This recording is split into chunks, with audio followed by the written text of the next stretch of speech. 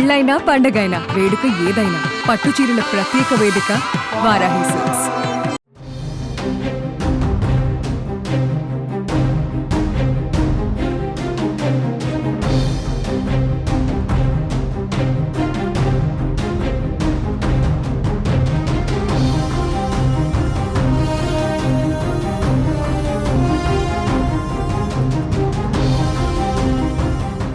YCP మాజీ MP Nandigam Suresh ను తూళ్లూరు పోలీసులు అరెస్టు చేశారు.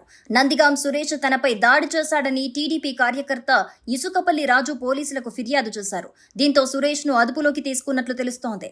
అయితే పోలీసులు తెలిపిన వివరాల ప్రకారం నందిగాం సురేష్ స్వగ్రామం ఉద్దండరాయునిపాలెంలో మాజీ ఎంపీ సురేష్ ఇంటి దగ్గర గొడవ జరిగింది. టీడీపీ కార్యకర్త ఇసుకపల్లి రాజుపై మాజీ ఎంపీ నందిగాం సురేష్ దాడి చేశాడు.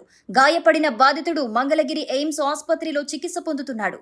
ఈ ఘటనపై ఫిర్యాదు అందుకున్న పోలీసులు సురేష్ ను అదుపులోకి తీసుకోగా ఆయన సోదరుడితో పాటు కేసులో ఉన్న వారి బంధువుల కోసం గాలిస్తున్నారు.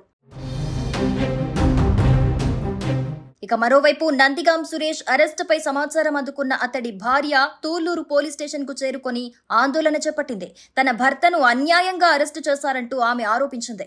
తన భర్త నందిగాం సురేష్ ను వెంటనే జైలు నుంచి విడుదల చేయాలని ఆమె డిమాండ్ చేసింది. మరోవైపు తన భర్త రాజుపై మాజీ ఎంపీ నందిగాం సురేష్ దాడి చేశారంటూ లక్ష్మి అనే మహిళ తూళ్లూరు పోలీస్ స్టేషన్ లో ఫిర్యాదు చేసింది. శనివారం తూళ్లూరు పోలీస్ స్టేషన్ పరిధిలో ఇరు వర్గాల మధ్య దాడి చోటు చేసుకుంది.